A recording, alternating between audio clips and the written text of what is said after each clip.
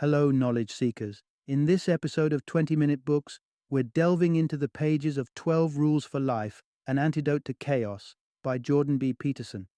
The best-selling book illuminates life's most crucial concerns and echoes the timeless questions of the human condition. Peterson, a prominent figure in psychology, intertwines philosophy, religion, science, and personal anecdotes to present 12 foundational rules that aim to guide individuals toward a more fulfilling existence.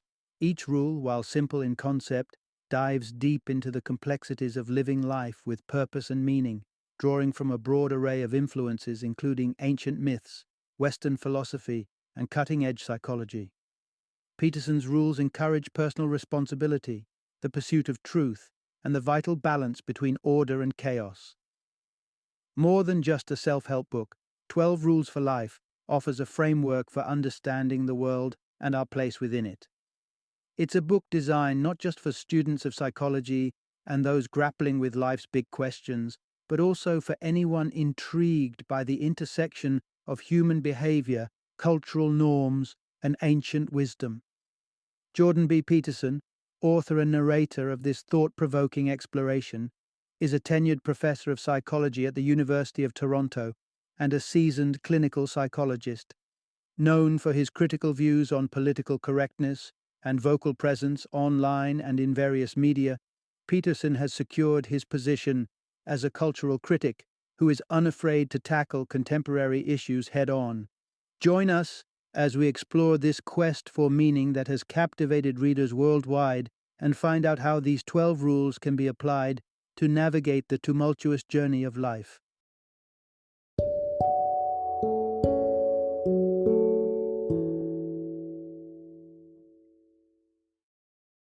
"12 Rules for Life, An Antidote to Chaos."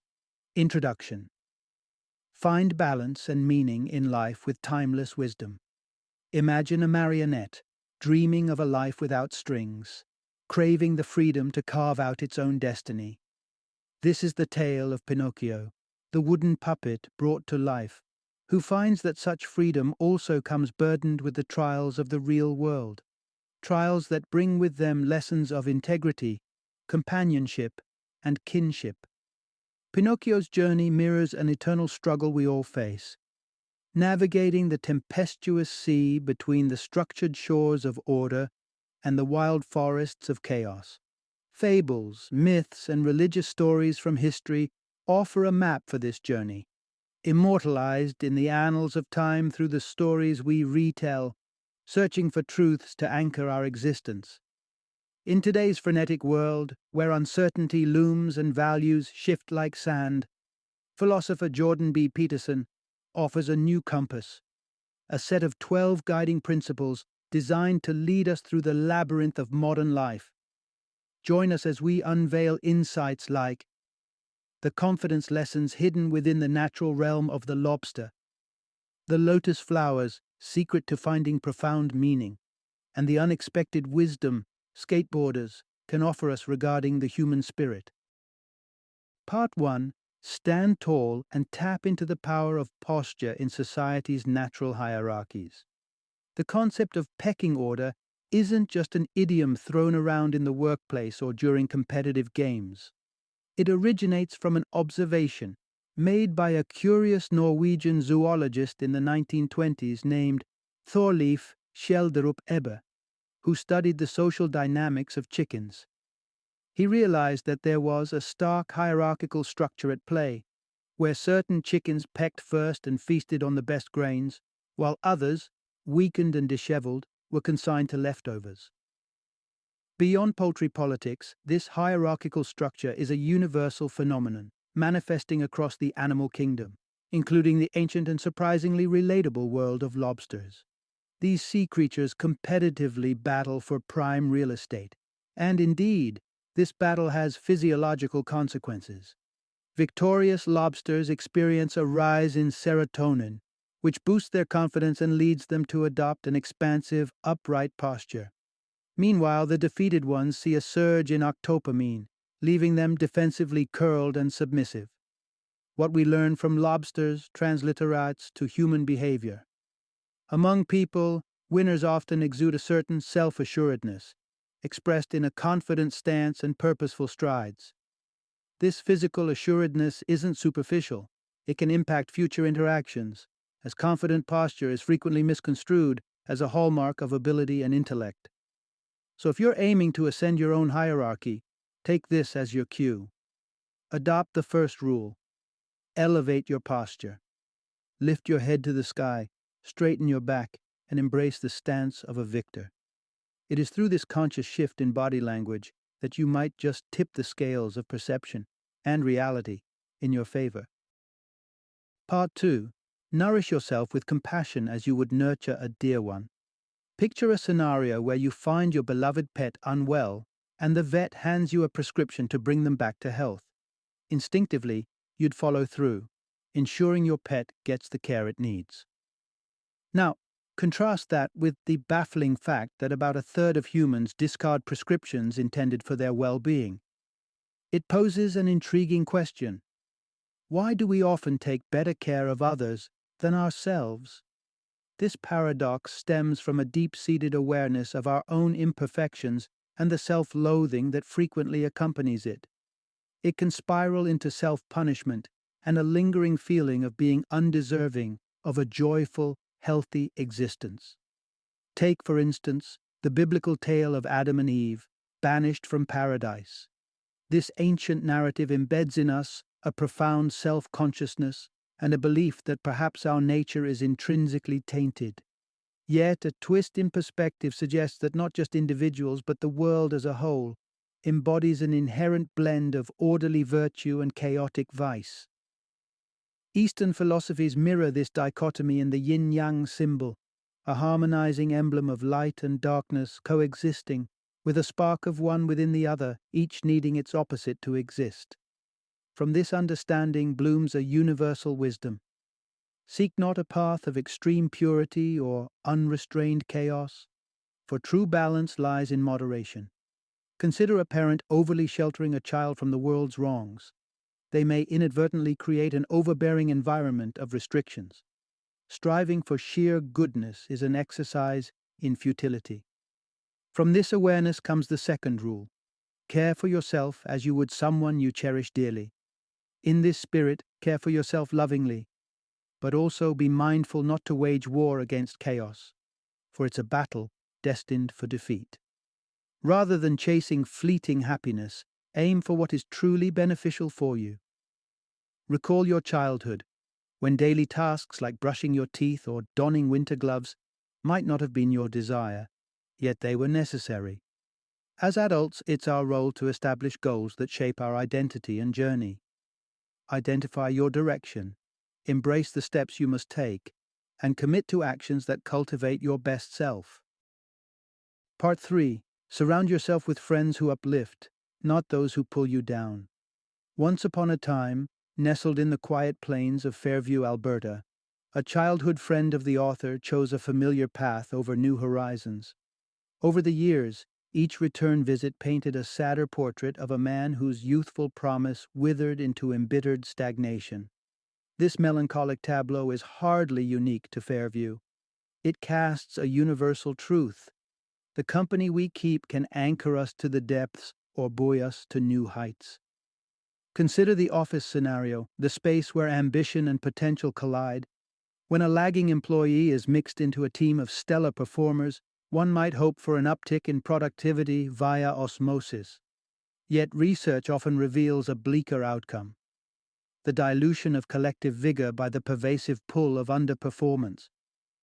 Guided by this revelation, the third guiding principle emerges: foster friendships that are constructive and nurturing. This isn't a call for elitism or exclusivity, but an acknowledgement of the mutual benevolence found in truly supportive relationships. It's a symbiotic bond where you both celebrate each other's victories and give a caring nudge toward resilience in adversity.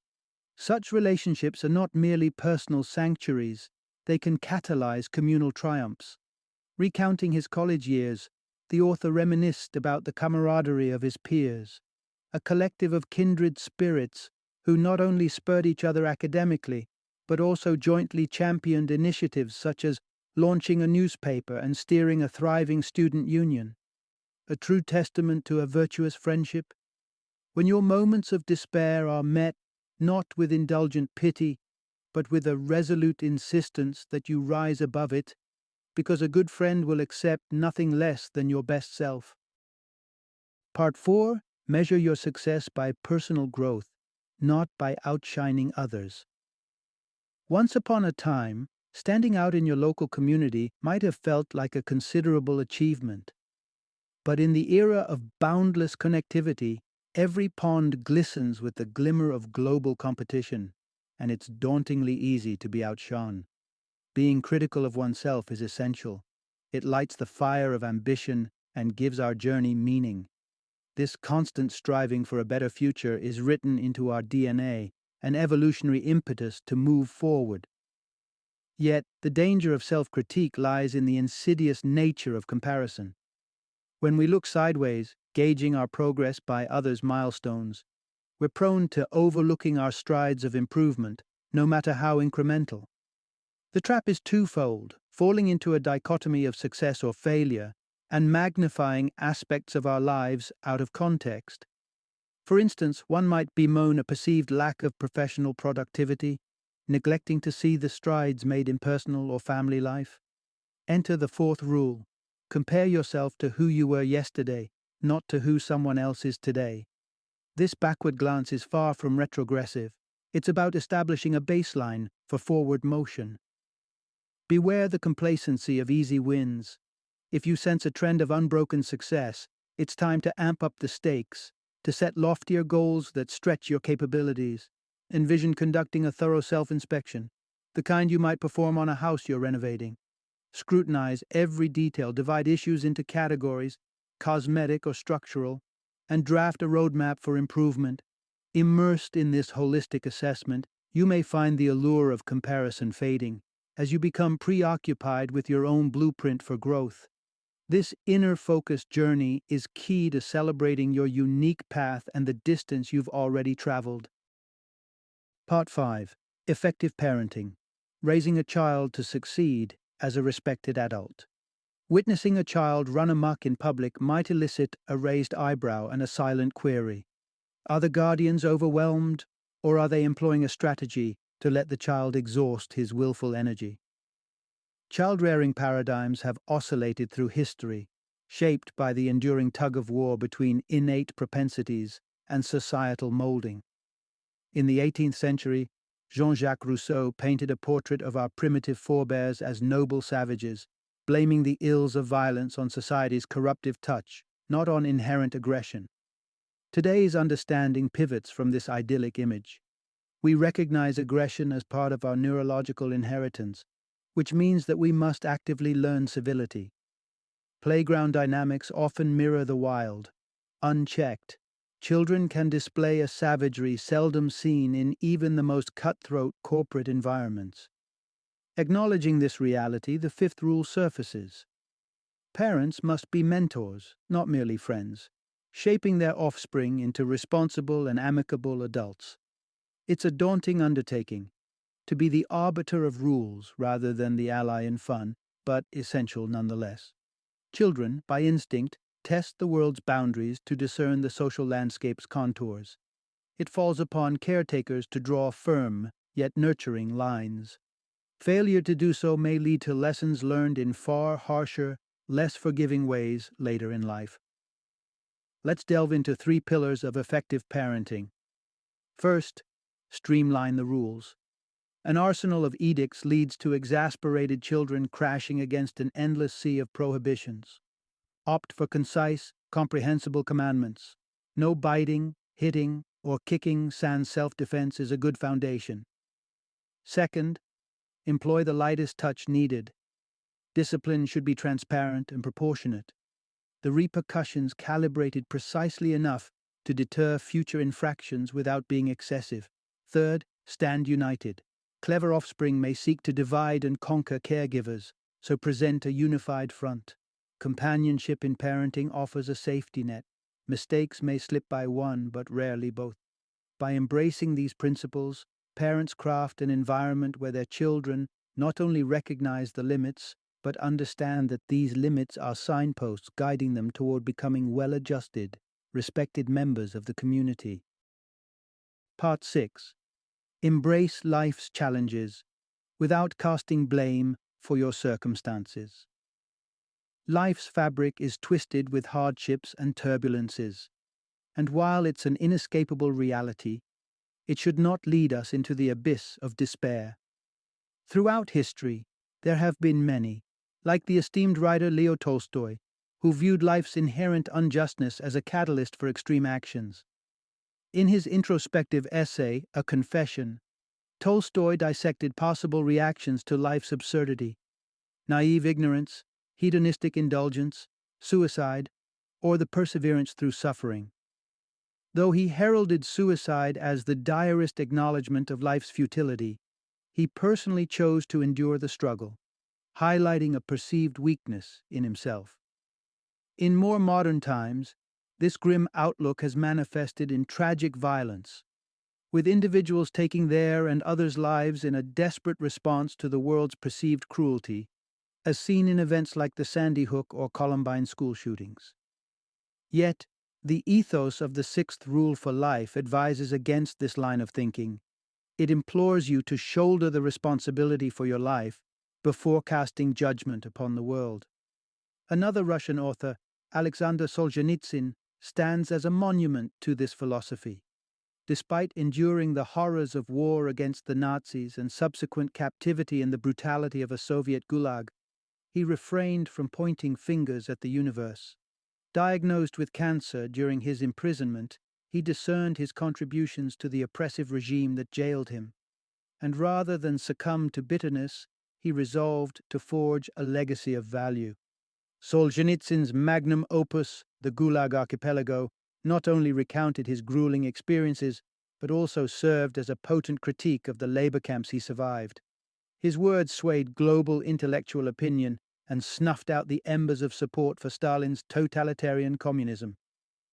Thus, the sixth rule implores us to confront life's trials head-on, to recognize our agency, and to commit to transcending our adversities without bitterness towards the world's innate imperfections. Part 7. The virtue of sacrifice for a life rich with purpose. Imagine a monkey, hand-trapped within a cookie jar, clasping a treat it refuses to release. This tale illustrates a simple truth. The monkey's greed and insistence on immediate satisfaction ensnare him, much like our human tendencies.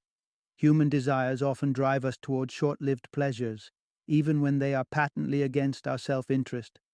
The dark view of the world as a pit of suffering can seductively lead one to seek solace in transient joy, justifying overindulgence as a small reprieve in an otherwise bleak existence. Yet there is another path, the road of sacrifice. Since ancient times, foresight and restraint have been instrumental for survival, as tribes learned to preserve food for winter or to support those unable to provide for themselves.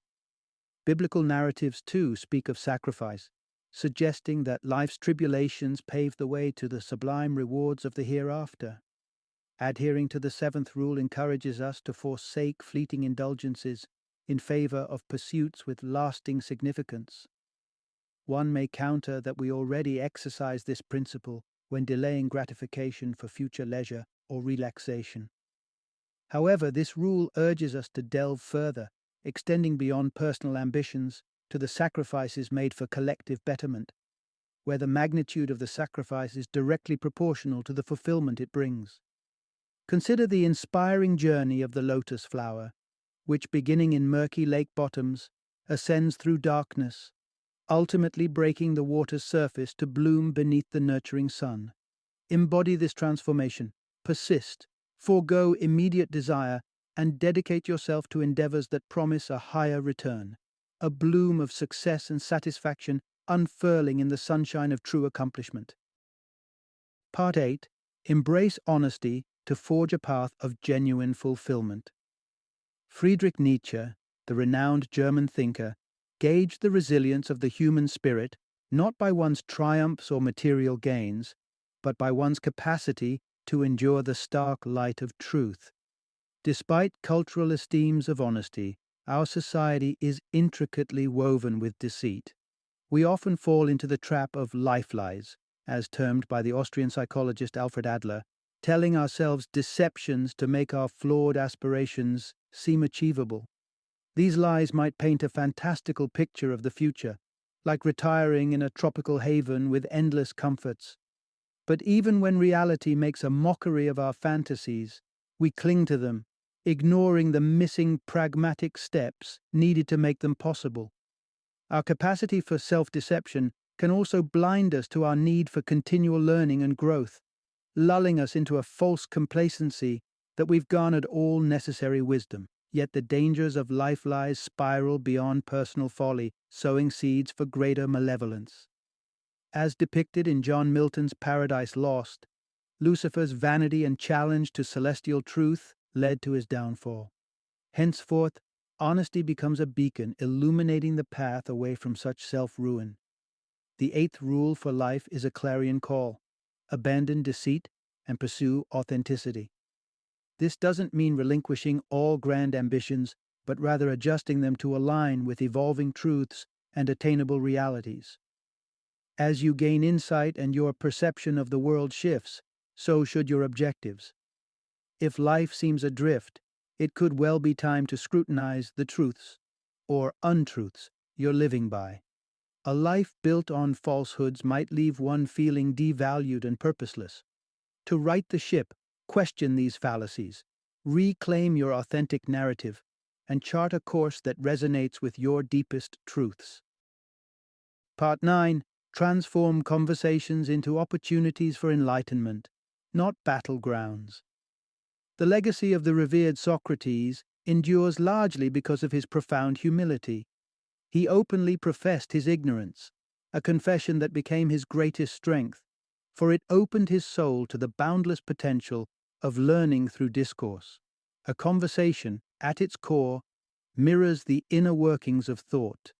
As we contemplate, we engage in an internal dialogue, weighing different viewpoints in search of understanding. It's a delicate dance, requiring us to faithfully represent diverse perspectives and seek an unbiased synthesis. This capacity for exchange is among the essential reasons we converse. Unveiling the facets of an issue becomes smoother through collaboration, much like children debating the merits and perils of rooftop adventures, allowing for broader vision and hopefully wiser conclusions. Yet communication often strays from this ideal. It turns into a verbal duel, with participants entrenched in their stances, zealously convinced of their superiority, and dismissive of the prospect of enlightenment. The ninth rule pivots away from this egocentric contest. Engage in dialogue with an open heart, assuming there's wisdom to be gained from every exchange. To become a more adept conversationalist, practice the art of reflective listening. Actively listen, then echo the speaker's words. This simple act achieves several goals. It confirms your understanding, cements the information within your memory, and ensures the dialogue remains true to its original intent, rather than being contorted to serve one's argument. Confronting truths that challenge your pre-existing beliefs can indeed sting, necessitating an uncomfortable reevaluation of your convictions. Nevertheless, this discomfort paves the way for the exquisite journey of personal evolution, an endeavor well worth the transient sting of reality's check. Part 10. Navigate life's complexity with the compass of precise communication. Life is an intricate entity, a dizzying labyrinth of interconnected threads that our mind simplifies into cognizable fragments for us to process. When we stumble upon an apple on the ground, our thoughts seldom wander to the vast network of branch, tree, root, and earth from whence it came. By nature, our focus hones in on elements that nourish us or objects that obstruct us. The apple's allure lies in its sustenance, not in the silent growth story it tells. It is untenable to ponder every nuance of our world, given its staggering complexity. Thus our minds convert the world into a manageable scope. Yet, When chaos ruptures our orderly perception, it is the 10th rule that becomes our lifeline. Articulate your thoughts with precision. Why is this vital? Let's dissect the word car, a simple notion encapsulating a complex machine that conveys you to your destination. But when that machine fails mid-journey, its inner intricacies erupt into your consciousness. The temptation to lash out at this sudden complexity is a byproduct of chaos infringing upon your simplified understanding. Restoring harmony, then, depends on your ability to delineate the fault with specificity. Diagnosis is the first step in repair, whether it's the engine of your car or the health of your body. Narrating precise symptoms, delineating between a stomachache and a fever, tracing the onset to a specific meal, these are the keys that unlock the door to recovery. Clarity is the pillar upon which order is rebuilt. Precision in language transcends the mechanical and physical. It is equally pivotal in fostering harmonious relationships. If your partner's lack of tidiness grates on your nerves, candid and detailed expression can pave the way to resolution. Articulating the exact issue dispels misunderstanding and guides both parties toward agreement and action. In every facet of life, engaging in sharp, clear communication is a mechanism to steer through the chaos, transforming life's bewildering complexity into a narrative where progress, understanding, and cohesion can flourish. Part 11. Embracing our innate traits can lead to progress, not oppression. George Orwell, in The Road to Wigan Pier, suggested a radical notion that the rise of socialism in England was less a compassionate response to miners' plights and more a deep-seated revulsion for the affluent. In contemporary discourse, this analysis finds a parallel in the criticism of patriarchy, the societal dominion of men.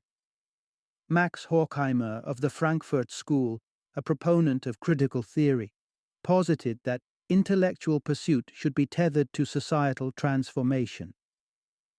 His teachings focused less on uplifting the marginalized and more on dismantling the societal oppressors, the men in power.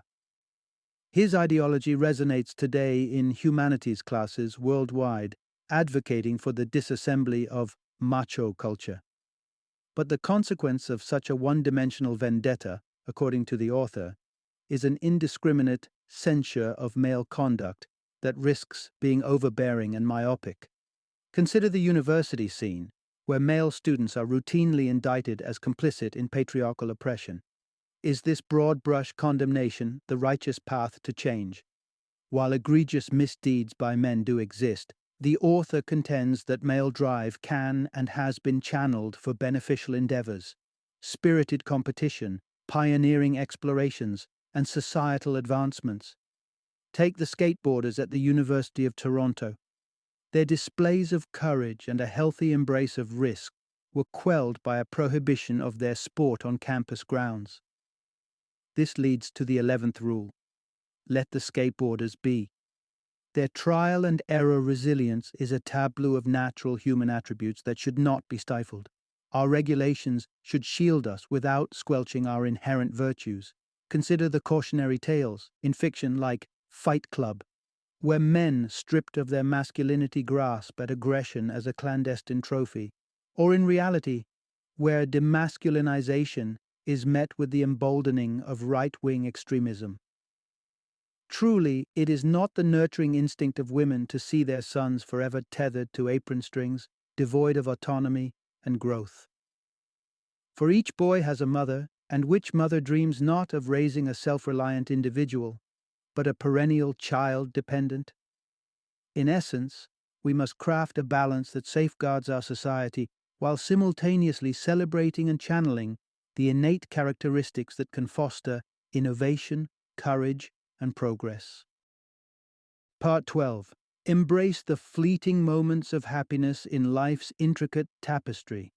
Imagine the taxing yet profound experience of attending to someone gravely ill.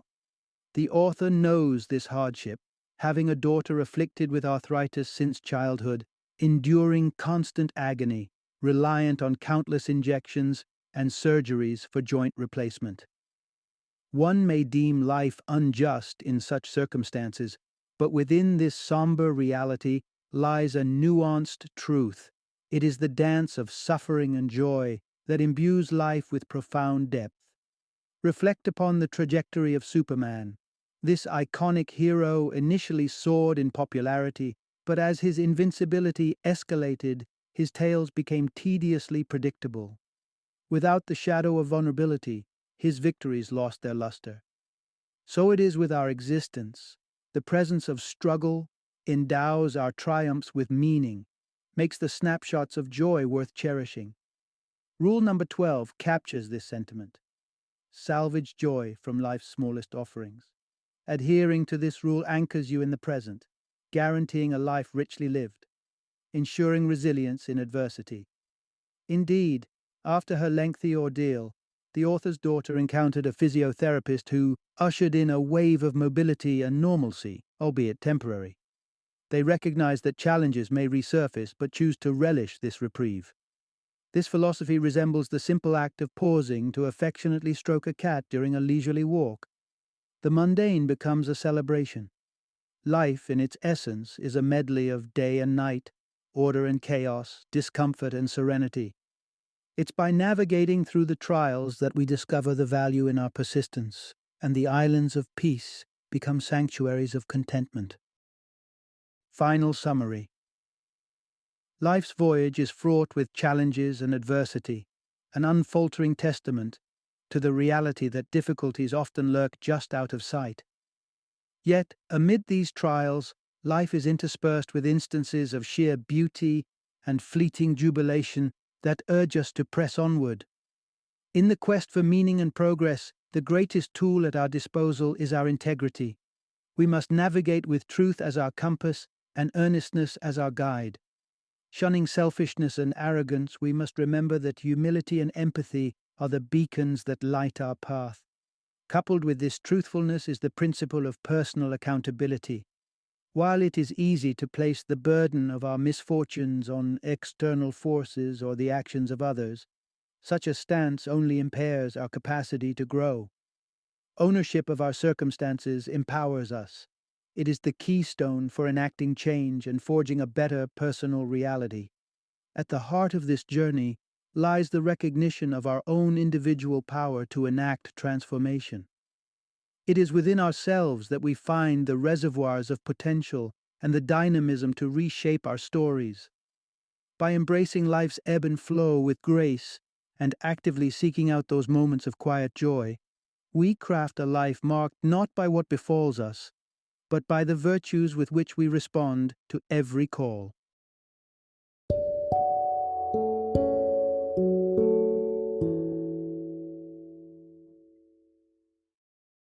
Thank you for joining me today on this journey of learning and discovery as we explored the insights of another thought-provoking book in our growing library of knowledge.